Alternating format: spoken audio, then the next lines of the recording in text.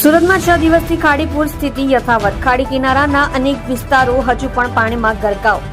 પર્વતગામ વિસ્તાર છેલ્લા 6 દિવસથી પાણીમાં ગરકાવ. લિંબાયત, પરતપાટિયા, ડુંભાલ, પરતપાટિયાથી ગોડાદરા રોડ સહિતનો વિસ્તારમાં હજુ પણ ઘૂંટણથી છાતી સુધીના પાણી ભરાયા. સુરત અને ઉપરવાસમાં વરસાદ ઓછો થતા ખાડીનું લેવલ ઘટ્યું. પણ ખાડીપુર હજુ પણ યથાવત. આપ જોઈ રહ્યા છો સોમવાર ટાઈમ ન્યૂઝ ચેનલ.